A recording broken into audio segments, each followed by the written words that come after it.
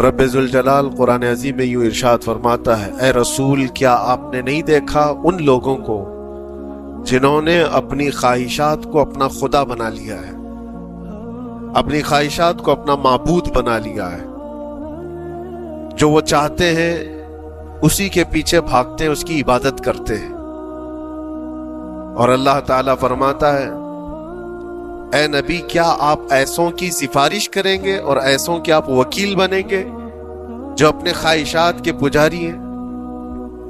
اور اللہ فرماتا ہے ان میں سے تو اکثر ایسے ہیں کہ انہیں عقل نہیں ہے، وہ جانوروں سے بھی بدتر ہیں جو اپنے خواہشات کے پیچھے بھاگ رہے ہیں۔ شیخ اعظم سیدنا محی الدین ابن عربی رحمت اللہ تعالی علیہ، ان کی کئی چیزیں لوگوں میں ایسی بھی مشہور تھی کہ شیخ محی الدین ابن عربی ایسے ایسے الفاظ بول جاتے ہیں جو شریعت میں ہوتے نہیں ہیں۔ بہت سارے مسائل ان کے ہیں، لیکن ایک بار شیخ محی الدین ابن عربی بیٹھے ہوئے تھے، کرسی پر ہے، سامنے مریدین بھی ہیں، بہت سارے ملنے والے لوگ بھی آئے ہوئے ہیں۔ اسی اثنا میں انہوں نے ایک جملہ ایسا کہا، واقعی اگر آپ کے سامنے بھی ایسی بات آئے تو آپ بفر جائیں۔ شیخ محی الدین ابن عربی کہتے ہیں، اے لوگوں جو تم سب یہاں میرے پاس بیٹھے ہو، تمہارا خدا میرے پاؤں کے نیچے ہوتا ہے،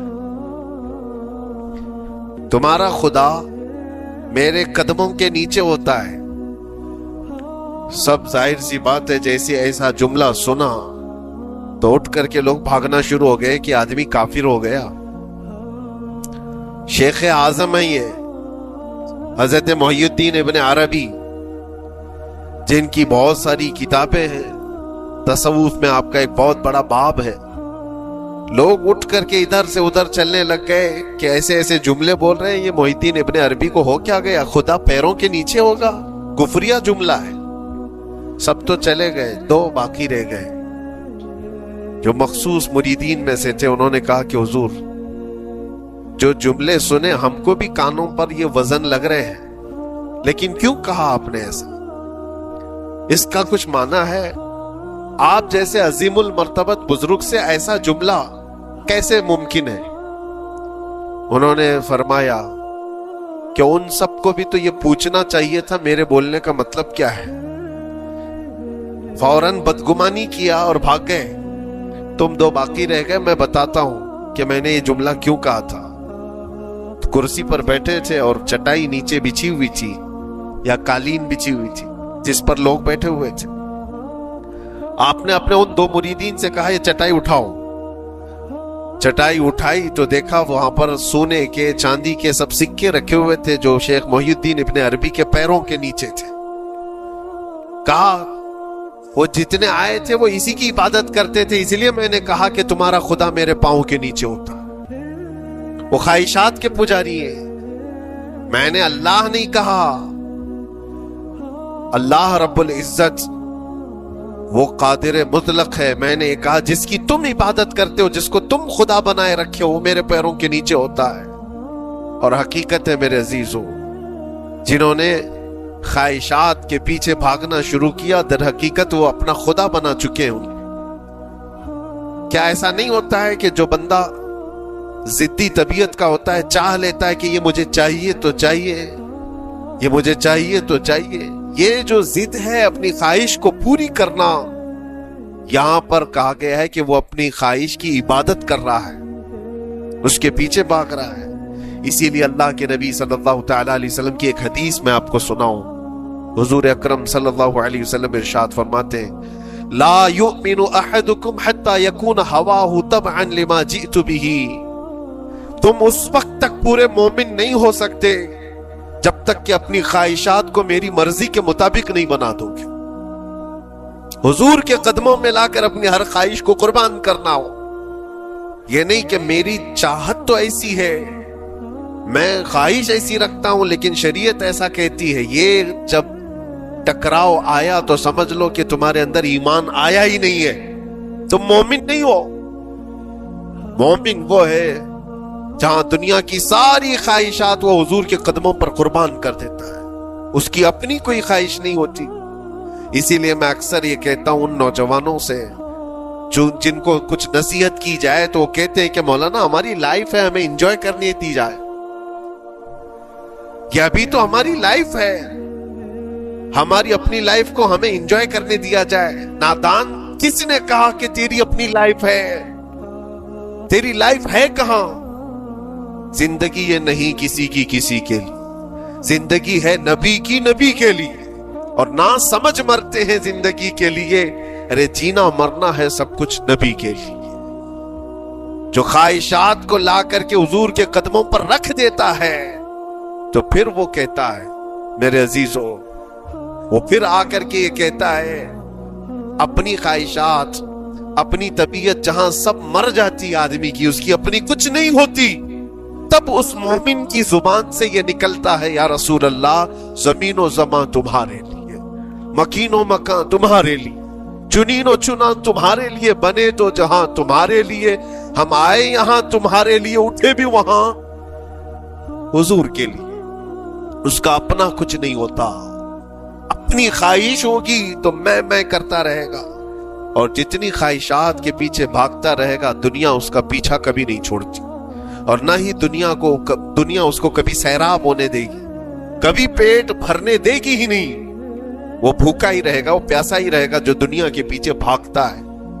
ایک مرتبہ سیدنا عبداللہ ابن مسعود رضی اللہ تعالیٰ عنہ غمگین بیٹھے ہوئے تھے, کسی بات کا غم ہوگا. نبی پاک صلی اللہ تعالیٰ علیہ وسلم کا گزر ہو رہا تھا, آپ نے دیکھا, حضرت عبداللہ ابن مسعود سے پوچھا کہ غم کیوں ہے, تو آپ خاموش رہے. تو اللہ کے نبی صلی اللہ علیہ وسلم نے ایک جملہ فرمایا جو آج ہم سب کے لیے سبق ہے میرے عزیزوں. فرماتے ہیں لا تکثر ہمک ما یقدر یکن, اپنے غم کو زیادہ مت بڑھا, جتنا لکھا ہے اتنا مل کے رہے گا. وما ترزق یأتک, جتنا اللہ نے رزق لکھا ہے وہ آ کر رہے گا, وہ تیرے پاس آ جائے گا. غم کب بڑھتے ہیں انسانوں کے؟ ہمارے اندر جو ٹینشن جس کو آپ کہہ رہے ہو, فرسٹریشن کہہ رہے ہو, یہ سب چیزیں انسان کی زندگی میں کب آتی ہیں؟ جب یہ اپنی لو اور اپنی خواہشات دنیا سے لگاتا ہے. خالق سے اگر لگاتا ہے تو پھر اس کے غم نہیں بڑھتے, بلکہ غموں کا مداوا ہے. اسی لیے بزرگوں نے فرمایا کہ اگر ٹینشن فری جینا چاہتے ہو تو انسانوں سے امیدیں کم کر لو, اللہ کی ذات سے یقین بڑھا لو, اس کی ذات سے یقین بڑھاؤ. ہم نے دیکھا ہے اپنی زندگی میں جس سے ہم ملتے رہے, جس سے کچھ خواہشیں رکھتے رہے, یا جس کے متعلق کچھ امیدیں وابستہ کر رکھی, یا امیدیں ٹوٹ جاتی ہیں, پھر انسان کا غم بڑھتا ہے, انسان مغموم ہو جاتا ہے. اللہ کی ذات سے جو وابستہ ہوا اور وہاں جو آس لگایا وہ ہر دن بشاشت کے ساتھ جیتا ہے, یقین کے ساتھ جیتا ہے. اسی لیے میرے عزیزوں, یہاں جس نے بھی اپنے خواہشات کو دنیا کے ساتھ لگایا ہے اسے کم کرنا ہے. لا تکثر ہمک ما یقدر یکن, اللہ کے نبی فرماتے ہیں اپنے غموں کو زیادہ مت کر, جتنا لکھا ہے اتنا تجھے مل کر رہے گا. اس دار فانی میں, اس عمل کی دنیا میں ہم نے اپنے بہت ساری چیزیں پھیلا رکھی. ایک چیز میں آپ کو بتاؤں کہ کبھی کبھار میں دیکھتا ہوں موبائل کو, اب سب کے ہاتھوں میں موبائل ہے, اور کبھی کبھار یہ اسٹک بھی ہوتا ہے.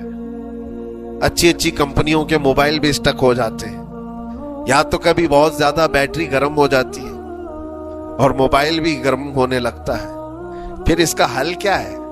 ایکسپرٹ سے پوچھتے ہیں موبائل کبھی ہینگ ہو رہا ہے یا کبھی بہت بیٹری گرم ہو رہی ہے, اس کے ریزن کیا ہے؟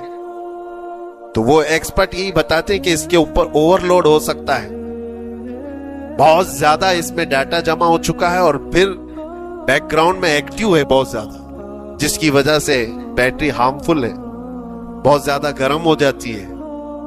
یا تو پھر ایک ساتھ کئی چیزیں اس کے اندر ڈال دی جاتی ہیں تو اس کا پروسیس کم ہو جاتا ہے, اسٹک ہو جاتی ہے. یہ تو موبائل ہے جو تمہیں سکھا رہا ہے. یہی چیز ہے دنیا کے ہمارے اس لائف میں, ہماری زندگی میں بہت زیادہ چیزیں اگر دماغ میں آ جاتی ہیں تو پھر دماغ گرم بھی ہو جاتا ہے. اور سٹک بھی ہوتا ہے, ہر چیز سوچنے سے بھی آری ہو جاتا ہے, صحیح طریقے کے فیصلے نہیں لے پاتا. اچھا نقصان کیا ہے اس کا؟ سیم ہم نے موبائل ایکسپرٹ سے بھی پوچھا, جب موبائل بہت زیادہ گرم ہونے لگے یا سٹک ہونے لگے تو اس کو کیا کرنا چاہیے؟ تو ایکسپرٹس بتاتے ہیں کہ اس کے ریڈیشن بہت زیادہ ہوتے ہیں اس وقت, اور یہ نقصان پہنچا سکتا ہے. جو استعمال کر رہا ہے اس کے دماغ پر بھی اثر کرے گا, آس پاس کے لوگوں پر بھی اثر کرے گا. ایک موبائل کے اوپر اگر زیادہ لوڈ آ جائے تو اس کے ریڈیشن آس پاس سب کو خراب کرتے ہیں. یہی حال انسان کی زندگی کا ہے. تمہارے دماغ کے اوپر اگر غم زیادہ بیٹھ گئے اور بہت زیادہ دماغ حاوی ہو گیا تو خود کا تو نقصان کرو گی ہی, آس پاس جتنے ہیں سب کا نقصان کرو. تمہاری وجہ سے تمہارے ماں باپ بھی پریشان, تمہاری اولاد, تمہارے بیوی بچے سب اس پہ ان سب چیزوں میں ملوث ہو جاتے ہیں. اب اس کا علاج کیا ہے؟ کہا گیا موبائل کو آف کر دو, ڈیٹا کم کر دو, اس کے اندر سے کچھ چیزیں ڈیلیٹ کر دو, پھر یہ اپنے نارمل حالت میں آ جائے. سیم آپ کے لیے بھی ہے, دماغ میں دنیا کے بہت سارے فطور بھرے ہو تو تھوڑی چیزیں ڈیلیٹ کر دو, تھوڑے دنوں کے لیے اپنی اس ایکٹیو لائف کو روک دو اور آ جاؤ اللہ کی بارگاہ میں اور آنکھ بند کر کے اس کی طرف لو لگاؤ. اس لیے کہ ہماری بیٹری جو چارج ہوگی وہ خالق کائنات سے ہی ہوگی, بنانے والا ہی بہتر جانتا ہے اس کی زندگی کس چیز سے چلتی ہے. اور اسی لیے کہا ہے, امام غزالی رحمت اللہ تعالی علیہ فرماتے ہیں, جو بندہ اللہ کے ذکر سے کئی دن تک غافل ہوتا ہے تو مردہ لاش ہے جو چل رہا ہے, بازاروں میں جو چل پھر رہا ہے, ذکر الہی نہیں کرتا تو اس کی روح ختم ہونے کے قریب آئی ہے, یہ زندہ لاش ہے. یہاں زمانے ہو گئے, مہینوں بیت گئے, برسوں ہو جاتے ہیں, کتنے دن ایسے ہیں آپ نے اللہ کے ذکر کے لیے الگ سے وقت نکالا ہو؟ کہاں ہے وقت؟ نماز بھی ایسے پڑھ کر کے بھاگ جاتے ہیں جیسے لگتا ہے کہ کوئی چیز ہمارے اوپر سوار تھی, جلدی سے ہٹا دی اور بھاگ گئے. نہیں میرے عزیزو, ہماری روح جب بیمار ہوتی ہے, ہماری روح کو جب بھوک لگتی ہے تو اللہ کے ذکر سے اس کا علاج بھی ہوتا ہے اور اس کو رزق بھی ملتا ہے. لیکن ہم رزق دیتے ہی نہیں. کبھی آپ نے دیکھا ہماری باڈی کو, صبح ناشتہ نہ کرو, دوپہر میں کھانا نہ کھاؤ تو شام تک ہمارا جسم ہچکولے لینے لگتا ہے, چکر آنے لگ جاتے ہیں. کیوں؟ جسم 2 وقت کے کھانے کو چھوڑنا برداشت نہیں کر پاتا, کمزوری آ جاتی ہے, جسم کو بھوک لگتی ہے, ہمیں کھانا دینا اسے ضروری ہے. اسی طرح اللہ نے ہماری جو روح بنایا ہے, روح کو بھی رزق کی ضرورت ہے. اور روح کا رزق کیا ہے؟ روح کا کھانا پینا کیا ہے؟ کاجو بادام میوے پستے کھا کر کے روح کو طاقتور نہیں بنا سکتے. فرمایا گیا روح کی غذا اللہ کا ذکر ہے. جب بندہ اللہ کا ذکر کرتا ہے تو اس کی روح کو طاقت ملتی ہے اور روح کمزور نہیں رہتی, طاقتور بن جاتی. عزیزان گرامی اوقات, پھر میں خلاصتاً یہ بات کہوں گا کہ ہم نے دنیا میں اتنی ساری چیزیں پھیلا لی ہیں, اتنے سارے, جس کی وجہ سے غموں کا بوجھ ہمارے دماغ پر طاری ہے. اور ایک وقت وہ آئے گا جب ساری چیزیں چھوڑ کر کے فوراً بھاگنا پڑے گا, نکلنا پڑے گا. کچھ لوگوں کے متعلق کہا گیا ہے کہ روح نکلنے کے وقت اس کو بہت تکلیف ہوتی ہے, سب کے لیے نہیں. کچھ ایسے لوگ ہیں جن کی روح نکلنے کے وقت درد زیادہ ہوتا ہے, تکلیف زیادہ ہوتی ہے مرنے کے وقت. پوچھا گیا کیوں؟ کہا کہ یہ روح جو ہے اس کی ساری بنائی ہوئی چیزوں میں اٹکی ہوئی ہے, اس کی اولاد میں بھی ہے, اس کے مال میں بھی لگی ہوئی ہے, اس کے گھر میں بھی لگی ہوئی ہے, اس کے جائیداد میں بھی لگی ہوئی. روح جب نکل رہی ہوتی ہے ان سب چیزوں سے بھی نکل رہی ہے. جہاں جہاں اس کی خواہشات لگی ہوئی تھی سب جگہ سے کھینچا جا رہا ہے تو درد بڑھتا چلا جاتا ہے, تکلیف بڑھتی چلی جاتی. اور پھر وہ جب دیکھ رہا ہوتا ہے خالی ہاتھ جا رہا ہو, تکلیف زیادہ ہوتی. اسی لیے میرے عزیز اللہ کے نبی صلی اللہ تعالی علیہ وسلم کا جب آخری وقت آیا, آپ کے وصال کا وقت آیا, حضور نے اپنی بیویوں کو بلایا, ازواج مطہرات کو بلایا اور پوچھا کہ کس کے پاس کتنا سونا ہے, کتنا زیور ہے. ازواج مطہرات نے کہا میرے پاس اتنا ہے, ان کے پاس اتنا ہے. سب نے اپنے چاندی سونے کے زیورات لا کر پیش کر دیا. حضور پاک صلی اللہ علیہ وسلم نے فرمایا اے میری بیویوں, اے میری ازواج, اگر تم چاہو تو یہ سب اللہ کی راہ میں خیرات کر دو, اللہ کی راہ میں اس کو وقف کر دو, خیرات کر دو. بیویوں نے پوچھا یا رسول اللہ صلی اللہ علیہ وسلم کیا آج سے سونا چاندی پہننا حرام ہو گیا ہے؟ کیا ہمارے لیے ناجائز ہو گیا ہے؟ نبی پاک صلی اللہ علیہ وسلم نے فرمایا نہیں، زینت تو تمہارے ہی لیے ہے، سونا اور چاندی تمہارے لیے ہے، حرام نہیں ہے، ناجائز نہیں ہے۔ لیکن میں دیکھ رہا ہوں میری زندگی کا آخری وقت آ گیا، میں رب ذوالجلال کی بارگاہ میں جانے والا ہوں، میں یہ چاہتا ہوں کہ اس حال میں دنیا سے جاؤں کہ میرے گھر میں سونا چاندی کا کوئی ٹکڑا پڑا ہوا نہ ہو اور اللہ کی بارگاہ میں فقیر اٹھایا جائے۔ یہ نبی پاک صلی اللہ تعالی علیہ وسلم کی خواہش ہے کہ میں اللہ کی بارگاہ میں اس حال میں جاؤں کہ میرے گھر میں کوئی چیز رکھی ہوئی نہ ہو، سونا اور چاندی، مال و دولت۔ کیونکہ میرے عزیزوں، اسی سے اندازہ کرو انسان اپنی خواہشات میں اتنا گھر جاتا ہے کہ اس سے نکلنا اس کے لیے مشکل ہوتا ہے، اور روح نکلنے کے وقت یہی تو تکلیف ہوتی ہے کہ کہاں کیا کیا بنایا تھا، کتنا جمع کیا تھا، حساب کرتے کرتے اس کی روح نکل جاتی ہے۔ ہم نے دیکھا ہے، میں اپنا ایک تجربہ بتاتا ہوں، عمرہ سے ہم واپس آ رہے تھے، 40 لوگوں کا قافلہ تھا، ایئرپورٹ پر پہنچے، بہت تاخیر ہو چکی تھی اور فلائٹ کا وقت بہت کم رہ گیا تھا، اور حاجی لوگ ماشاءاللہ جاتے ہیں تو خوب بھر بھر کر کے سامان بھی لیتے ہیں، کیا کیا سامان تھے سب کے پاس، اور ہمارا بار بار جانا آنا ہوتا ہے، میں کبھی کوئی زیادہ چیزیں رکھتا نہیں۔ ہم تو آگے نکلے، گروپ پورا تھا اور سارے لوگ سامان لے کر کھڑے تھے، وقت گزرتا گیا، فلائٹ جہاں چیک ان ہو رہا تھا سامان، انہوں نے کہا کہ 25 کلو سے زیادہ کا الاؤڈ نہیں ہے، اور یہاں 40 کلو لے کر بیٹھے ہوئے تھے، میرا تو تھوڑا سا لے لے، تیرا تو تھوڑا سا لے لے، ایک دوسرے کو پیش کر رہے ہیں۔ 3-4 لوگوں نے تو مجھے پکڑایا کہ آپ کے پاس سامان کم ہے مفتی صاحب، آپ تھوڑا سا ہمارا لے لیں، جس کا لے سکتے تھے لے لیا۔ پھر اس کے بعد 1 گھنٹے سے کم ٹائم بچا تھا، انہوں نے کاؤنٹر کلوز کر دیا۔ میں نے دیکھا 20 سے 25 حاجی ایسے ہیں جن کا سامان بکھرا ہوا ہے، اور کیا لے جا سکتے ہیں ہاتھ میں، وہ بھی 7 کلو 8 کلو اتنا ہی تھا۔ ان کی خواہشات میں دیکھ رہا تھا، کوئی مسلح اٹھاتا ہے، کوئی کھجور اٹھاتا ہے، کوئی نہیں میرے بچوں کے لیے کھلونے لیا تھا اس کو لے لیتا ہوں، وہ لے لو تو مسلح چھوڑنا پڑتا ہے، یہ لے لو تو کھجور چھوڑنا پڑ جاتا ہے۔ کسی نہ کسی طرح سے وہ لوگ آخری وقت تو 4 چیزیں لے کر کے نکل رہے تھے، اور بکھرا ہوا پورا سامان ایئرپورٹ پر ایسے ہی موجود تھا، 1-2 کلو نہیں، کتنے کلو کا سامان چھوڑ کر کے یوں ہی آنا پڑا۔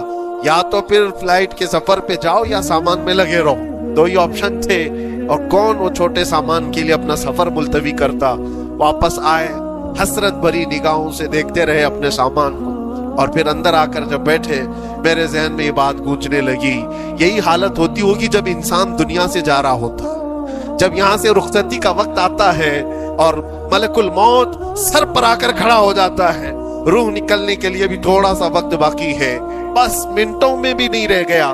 جب اس کو نظر آتا ہے، اب یہ سوچتا ہے اتنی نمازیں باقی رہ گئی، اتنی زکوٰۃ بھی رہ گئی، حج بھی تھا، اور بھی کچھ چیزیں کسی کے دینے کے باقی تھے، قرضے بھی تھے، کس چیز کی نصیحت کروں، کس چیز کی وصیت کروں؟ فلاں جگہ ایک گھر خرید کر کے اس کے ڈاکیومنٹ تو وہاں رکھا تھا، بیٹے کو بھی نہیں بتایا، بیٹی کو بھی نہیں بتایا، پتہ نہیں کس کے ہاتھ لگ جائے گا۔ یہ خواہشات گھومتی رہتی ہیں، وہ کسی کو بتا بھی نہیں پاتا، ادھر ملک الموت روح نکال کر نکل پڑتی۔ یہ انسان کی شارٹ لائف ہے، مختصر سی زندگی ہے، جہاں یہ خواہشات دھری کی دھری رہ جاتی ہیں۔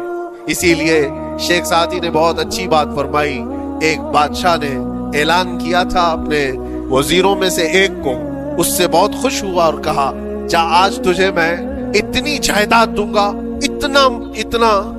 اتنی زمین، اتنی پراپرٹی دوں گا، جتنا تو اپنے ہاتھ میں ایک لکڑی لے کر گھیر دے گا، جتنی زمین تو گھیرے گا اتنی تیرے نام لکھ دوں، لیکن اس کے لیے ایک شرط ہے، صبح یہ لکڑی لے کر تو راؤنڈ مارنا اور اتنا گول سرکل بنانا سورج ڈوبنے سے پہلے تک، جتنی زمین گھیر لے گا وہ پوری تیرے نام پر۔ اس نے سوچا کہ اتنی بڑی زمین میں گھیر سکتا ہوں ایک پورے دن۔ میاں ممبئی والے اچھی طرح جانتے ہیں 4x4 کی جگہ مل جائے تو یہاں کتنی بڑی غنیمت ہوتی، اور اس بندے کو بادشاہ نے کہا لکڑی ہاتھ میں لے لے اور لکیر کھینچ، شام ہونے سے پہلے جتنا کرے گا پورا تیرے نام پر۔ وہ نکلا، اور جب لکیر کھینچتے جب چلنے لگا، پیچھے مڑ کے دیکھتا تھا بہت لمبی ہو گئی ہے، اتنی زمین میرے نام پر ہونے والی ہے. دوپہر ہو گئی, وہ واپس آنا نہیں چاہ رہا ہے. واپس آ کر کے سرکل پہ ختم تو کرنا ہے جہاں سے شروع کیا تھا. سوچتا اور تھوڑا سا, اور تھوڑا سا, اور تھوڑا کرتے کرتے وہ اثر ہو گئی اس کی. اب اس کو لگا کہ واپس پلٹنا چاہیے. کئی کلومیٹر ہو گئے تھے, اتنے کلومیٹر کی زمین اب وہ اپنے نام پر کروانے والا تھا. لیکن جب واپس پلٹنے کا وقت آیا, سانس پھولنے لگ گئی, کیونکہ صبح سے چل رہا ہے, کھایا بھی نہیں ہے, پیا بھی نہیں ہے. جس چیز کو جمع کرنے کے لیے دوڑتا رہا, اب سورج پیلا پڑ گیا, ڈوبنا کے وقت قریب آنے لگا تو اب بھاگنا شروع کیا. بادشاہ اور اس کے وزیر انتظار کر رہے تھے کہ یہ لوٹے گا بھی. اب دیکھا بڑی دور سے یہ دوڑتا دوڑتا آ رہا ہے, اپنی لکڑی کو لکیر زمین پر کھینچتے ہوئے کہ جلد سے جلد اپنے اس پوائنٹ پر پہنچ جاؤں جہاں سے شروع کیا تھا. ہانس پھولنے لگ گئی, دوڑتے دوڑتے ہانپنے لگ گیا. سورج ڈوبنے کے قریب آ گیا, آخری کرنیں باقی تھی اور اس کا پوائنٹ بھی قریب آ گیا تھا. دوڑتے دوڑتے کسی طرح سورج غروب ہونے سے پہلے پہنچ گیا وہاں پر, لیکن کثرت سے بھاگنے کی وجہ سے ٹھوکر کھا کر کے گر گیا اور اپنے اس پوائنٹ پر لکڑی لا کر کے جمع کر دیا. بہت بڑا سرکل, بہت بڑی لکیر کھینچا تھا, لیکن ایسا گرا کہ دوبارہ اٹھ نہیں سکا. جب سپاہی اٹھانے کو آئے تو اس کی موت ہو چکی تھی, اس کی روح نکل چکی تھی. اتنا دوڑا تھا, اس کی روح نکل گئی. بادشاہ نے کہا اس نے صبح سے لے کر شام تک اپنے نام جائیداد کرنے کے لیے اتنی دوڑ لگائی, بہت لمبی لکیر کھینچا, اتنی بڑی پراپرٹیز کے نام پر ہوتی, لیکن عقل مند دانشور تھا بادشاہ. اس نے کہا جہاں یہ گرا ہے وہیں اس کو دفن کرو. اور اس کے بعد اس کی قبر پر لکھا گیا تھا کہ اس کو ضرورت اتنے 2 گز زمین کی تھی, دوڑتا کتنا لمبا رہا, صبح سے شام تک اتنی لمبی لکیر کھینچ لیا, لیکن سونے کے لیے اس کو جو جگہ چاہیے تھی وہ بس اتنی ہی سی تھی, وہ 6 فٹ کی جگہ. عزیزان گرامی, یہ ایک زندگی کے کسی کا حادثہ ہو سکتا ہے, لیکن میں نے دیکھا ہے کہ تقریباً سب کی لائف میں یہی ہے. ہم اپنی خواہشات کے پیچھے اتنی تیز دوڑتے رہتے ہیں, لیکن جس چیز کی ہمیں ضرورت ہے اس کی طرف ایک بار بھی نظر نہیں کرتے. کون سی چیز ہے جس کی ہمیں ضرورت ہے؟ وہ ہمیشہ کی زندگی آخرت کے لیے جو چیز چاہیے وہ اللہ کا ذکر ہے, وہ رب ذوالجلال کی ذات پر یقین اور توکل ہے. آج اللہ نے صحت و سلامتی کے ساتھ زندگی دی ہے تو وقت نکالو اور بارگاہ رب العزت میں آ جاؤ. میرے عزیزوں, آخری بات عرض کرتا ہوں, خواہشات جہاں ختم ہونی چاہیے وہ کیسی ہے, وہ کیسی ہے؟ اللہ کے نبی صلی اللہ تعالی علیہ وسلم مجلس میں بیٹھے, ایک صحابی کا مسئلہ تھا. ایک صحابی کا مسئلہ ایسا تھا کہ وہ صبح جلدی دوڑ کر کے چلے جاتے تھے. صحابہ نے ان کی شکایت کی کہ یہ فجر میں اتنی جلدی چلے جاتے ہیں کہ کسی سے ملتے ہی نہیں. حضور نے پوچھا کہ وجہ کیا ہے؟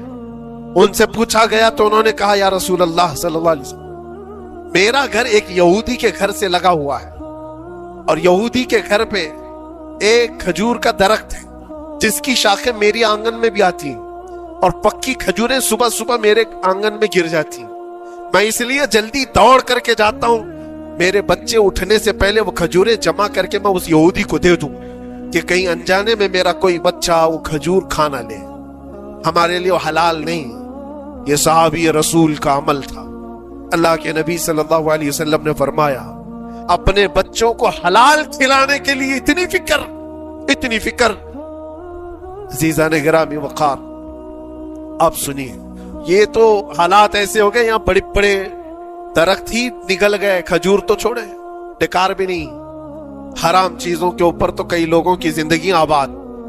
خیر, حضور پاک صلی اللہ علیہ وسلم نے ان کا مسئلہ دیکھ کر کے, ان کی تکلیف کو دیکھ کر کے اپنے صحابہ میں اعلان کیا, کوئی ہے جو اس یہودی کا درخت خرید کر کے میرے اس صحابی کو دے دے, میں اسے جنت میں پورا باغیچہ عطا کروں, جنت میں پورا باغ اسے عطا کروں. صحابہ ظاہر سی بات ہے ایک بار حضور نے فرمایا تو پھر اس کو حاصل کرنے کے لیے ایسی دوڑ لگتی تھی, سب گئے میں حاصل کر لوں, میں حاصل کر لوں. اب اس یہودی کو منانا تھا کہ تو ایک درخت جو ہے اپنے پڑوسی کو بیچ دے, آنگن میں اس کے ہے, بیچ دے. اب اس کو لگا کہ ان لوگوں کی ضرورت ہے, مجبوری ہے, تو وہ بھی اکڑ کر بیٹھا کہ مجھے بیچنا نہیں, مجھے دینا نہیں. अब सुनिए मेरे अजीज, मदीने में एक सहाबी हैं, अबू दहदाह। अल्लाह अकबर, कभी मैं पढ़ता हूं तो हैरत होती। अबू दहदाह मदीने के उस सहाबी का नाम है जिनका बागीचा पूरे मदीने में सबसे मशहूर है। उनकी खजूरें सबसे महंगी खजूरें। अवालिय मदीना आज भी मशहूर है, जहां की अजवा खजूरें बहुत पसंद की जाती है।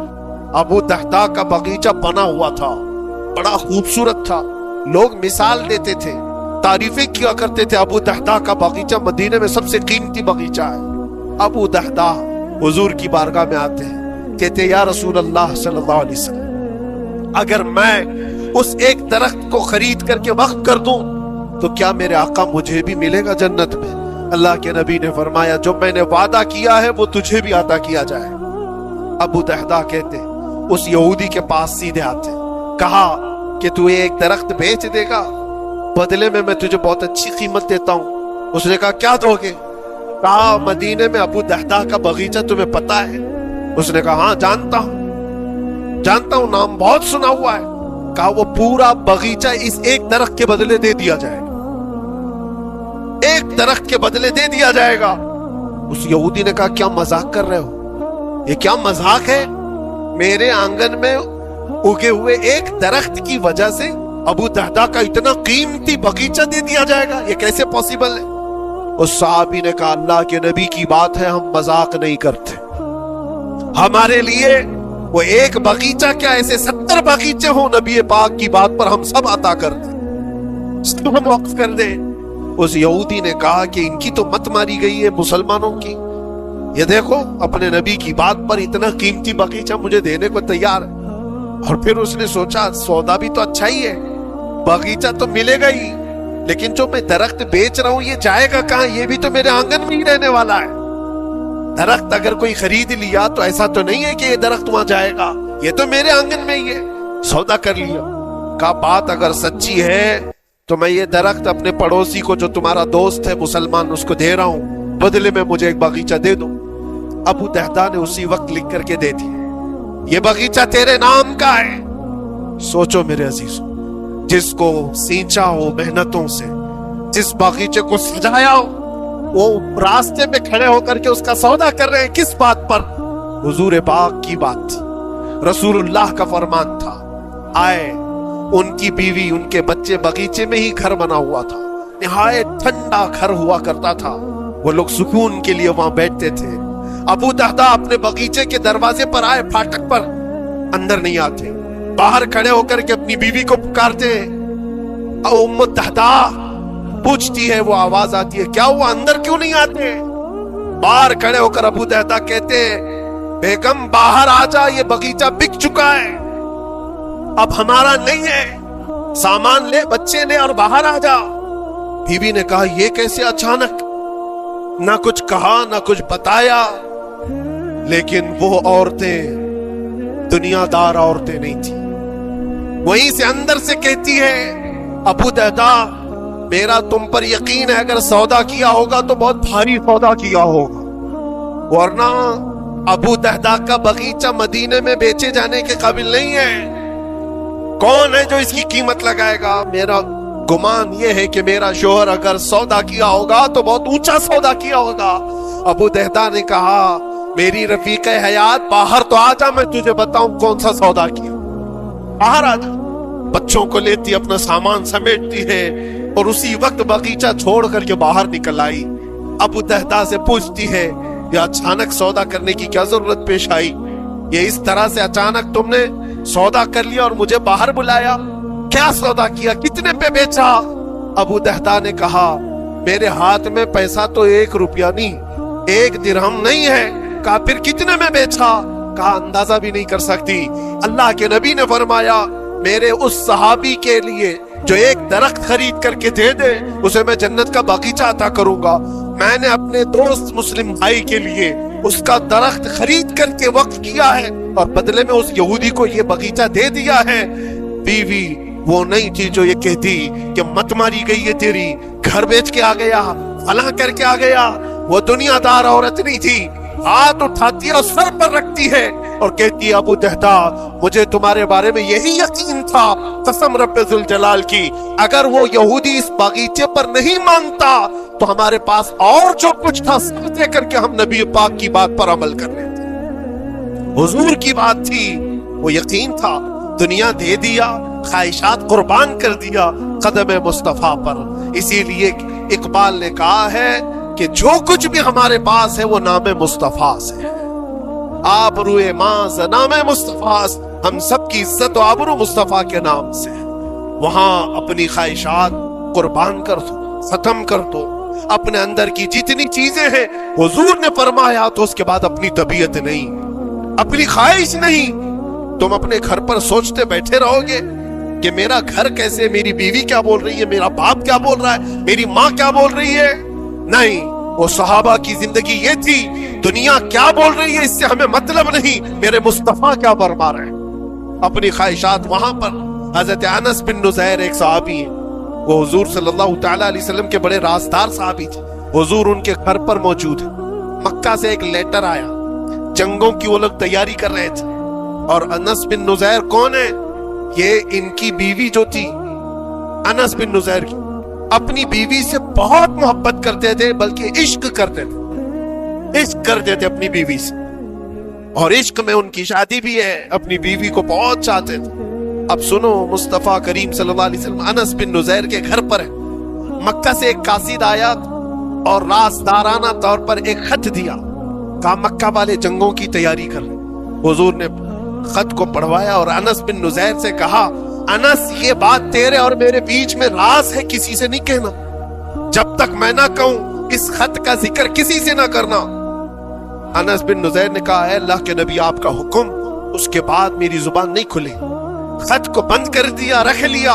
حضور جب تشریف لے گئے گھر سے، ان کی بیوی، ان کی محبوبہ، ان کی رفیق حیات جس کو بہت زیادہ چاہتے تھے آئی، کہا انس رسول اللہ گھر پر آئے تھے، کچھ راز کی بات چل رہی تھی، کیا بات چل رہی تھی؟ انس بن نزیر نے کہا دیکھ میری بیگم، محبت اپنی جگہ پر، وہ میرے مصطفیٰ کا راز، وہ میں نہیں شیئر کر سکتا، وہ نہیں بتا سکتا۔ بیوی ہنس کر کہتی تم نہیں بتاؤ تو کوئی بات نہیں، میں نے تو دیوار کے پیچھے سے سن لیا ہے، مکہ والے جنگوں کی تیاری کر رہے ہیں، خط آ گیا ہے۔ انس بن نزیر نے اپنی بیوی سے اتنی بات سنی، سیدھے جا کر کے گلا پکڑ لیا، گردن کو دبوچ دیا اور کہا اس میں تیری گردن نہیں چھوڑوں گا جب تک میرے مصطفیٰ کا فرمان نہ آ جائے۔ گردن پکڑ لیا اس عورت کی جس کو سب سے زیادہ یہ چاہتے تھے، لے آئے حضور کے پاس، کہا یا رسول اللہ معاف کر دے، آپ کا راز تھا، میں نے تو نہیں بتایا، مگر میری بیوی نے دیوار کے پیچھے سے سن لیا، اور اس لیے میں اس کی گردن پکڑ کر کے لایا ہوں کہ کہیں میں مجرم نہ بن جاؤں، نبی پاک کا راز افشا کرنے والا میں مجرم نہ بن جاؤں۔ آقا اگر آپ حکم فرمائیں تو میں اس کو ختم کر دوں یا اس کو طلاق دے کر کے آزاد کر دوں، آپ کے فرمان پر میں کامل عمل کر سکوں۔ اللہ کے نبی نے فرمایا انس چھوڑ دے گردن، جس طرح تو ہمارے راز کی حفاظت کرتا ہے، یہ میری صحابیہ ہے، یہ بھی میرے راز کی حفاظت کرے۔ اس کے بعد ہاتھ چھوڑ دیا اور اپنی بیوی سے کہا کہ دیکھ میری محبت، میرا عشق اپنی جگہ پر، بات جب مصطفیٰ کی آئے گی پوری کائنات کو میں چھوڑ دوں گا، میرے مصطفیٰ کی بات کو عمل کروں۔ اور اس بیوی نے بھی یہی کہا انس اگر تو مجھے راز بتا دیتا حضور کا، عشق میں ڈوب کر کے، محبت میں ڈوب کر کے، تو جو گلا تو نے میرا پکڑا کل میں تیرا گلا پکڑ کر حضور کے پاس لاتا کہ حضور یہ آپ کے غلامی کے قابل نہیں ہے۔ یہ ان کا کمال درجے کا ایمان تھا، اپنی خواہشات کو قربان کر دیا۔ ایک مدینے کی خاتون ایسی ہے، سب سے زیادہ حسین و جمیل لڑکی ہے، حضور کے پاس ایک حبشی کالے رنگ کے صحابی ہیں، آئے کہا یا رسول اللہ مجھ سے کوئی شادی نہیں کرتا۔ حضور نے فرمایا کہ جا میں تیری شادی کے لیے ایک جگہ پر پیغام بھیجتا ہوں، اور بھیجا اس لڑکی کے گھر، انصاری صحابی کی ایک لڑکی اتنی خوبصورت ہے مدینے میں، ان کے گھر بھیجا۔ یہ تو حبشی قسم کے تھے، یہ ایک پیغام لے کر کے جب آئے، ماں باپ باہر بیٹھے ہوئے، لڑکی اندر ہے، ماں باپ نے دیکھا کیوں آئے ہو؟ کہا میں پیغام لے کر آئے۔ کس چیز کا؟ آپ کی بیٹی سے نکاح کا۔ کس نے بھیجا؟ کہا اللہ کے رسول نے۔ ماں اور باپ ہے، شکل و صورت دیکھی اور ان کی حسینہ بیٹی، کہا ٹھیک ہے تم جاؤ واپس، ہم حضور سے بات کر لیں گے۔ اتنا ہی کہا، ٹال دیا ہوگا۔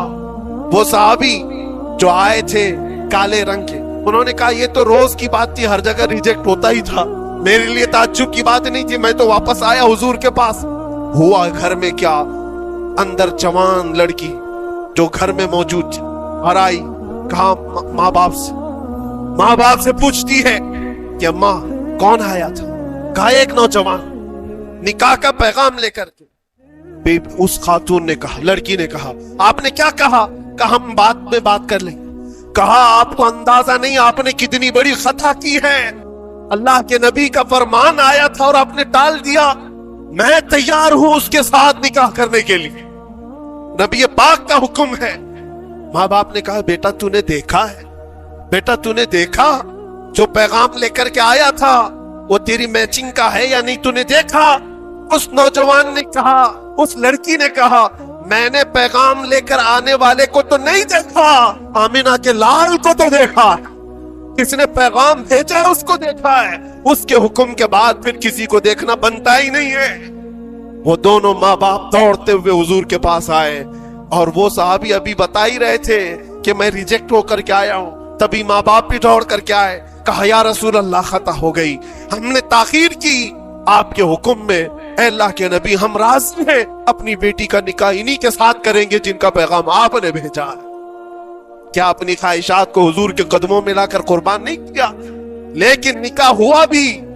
وہ نوجوان عبداللہ اسود نکاح کا حضور نے نکاح کروا دیا مسجد نبی، اور حضرت عثمان سے کہا کہ ان کو کچھ پیسہ دے دو، مال دے دو، شادی کا سامان تو خرید لیں، جہیز لے لیں، اپنا گھر سجا لیں۔ ان کو صحابہ نے پیسے دیے، غریب تھے، میں بازار میں جا کر اپنی شادی کا سامان خرید رہے تھے، شام کے وقت اعلان ہو گیا مشرکین مکہ نے مدینے پر حملہ کیا ہے، اللہ کے نبی جہاد میں نکل رہے ہیں۔ یہ عبداللہ اسود جن کا نکاح مسجد میں ہوا اور رات کو سہاگ رات آج تھی، آج اپنے گھر دلہن لانے والے تھے، جو گھر سجانے کے لیے سامان خریدنا تھا جا کر کے گھوڑا خرید رہے، تلوار خرید رہے، اور اس کے بعد جنگ میں استعمال ہونے والا سامان خرید رہے، سب پیسے خرچہ کر دیے جنگ کے استعمال کے، سیرا خرید لی، وہ ٹوپی خرید لی لوہے کی، سب خرید کر کے سیدھے میدان جنگ میں آ گئے۔ صحابہ بھی پہچان نہیں رہے تھے، صحابہ بھی نہیں پہچان رہے تھے، وہ غریب صحابی کبھی گھوڑے پر نہیں بیٹھے، لیکن شادی کا پورا پیسہ یہ جنگ کے سامان میں لگا دیا۔ اور جب جنگ شروع ہوئی احد کی، میدان جنگ میں جب صحابہ لڑ رہے تھے، حضور پاک پوچھتے اپنے صحابہ سے، یہ ایک جوان ہے جو پورا چہرہ ڈھکا ہوا ہے، گھوڑے پر بیٹھا ہے، وہ مردی کے ساتھ لڑ رہا ہے، اے میرے صحابہ جانتے ہو کون ہے یہ؟ صحابہ غور سے دیکھتے اور کہتے یا رسول اللہ یہ مدینے کا نہیں لگتا، ہمارے آپس کا نہیں ہے، کہیں باہر سے آیا ہے۔ حضور نے فرمایا جا کے غور سے دیکھو، اس کی کالی کالی کوہنیوں سے میں پہچان رہا ہوں، وہ میرا عبداللہ اسود ہے، آج میں نے اس کو شادی کے لیے پیسے دیے تھے، وہ سارے پیسوں سے یہ جنگ کا سامان خرید کر کے لایا۔ شام ہونے سے پہلے خبر آئی عبداللہ اسود کو ظالموں نے شہید کر دیا تھا، قتل کر دیا تھا، اور وہ مٹی میں گرے ہوئے تھے۔ حضور خود چل کر کے آئے، عبداللہ اسود کے پاس آ کر کے بیٹھتے ہیں اور سر اٹھا کر کے اپنی گود میں رکھتے ہیں، چہرے سے دھول کو صاف کرتے ہیں، اور پھر فرماتے ہیں اللہ کے کچھ بندے ایسے ہیں جو اللہ سے کیا ہوا وعدہ پورا کر کے دکھاتے ہیں، ساری دنیا ایک طرف، فرمان مصطفیٰ ایک طرف۔ میرے عزیزوں، یہ خواہشات کی قربانیاں ہیں، جب جا کر کے ایمان تکمیل پاتا ہے۔ بس اخیر میں اتنا کہوں گا، ہمارا ایمان صرف اتنا ہونا ہے، انہیں جانا انہیں مانا، نہ رکھا غیر سے کام، للہ الحمد میں دنیا سے مسلمان گیا۔ اٹھو، قوت عشق سے ہر پست کو بالا کر دو،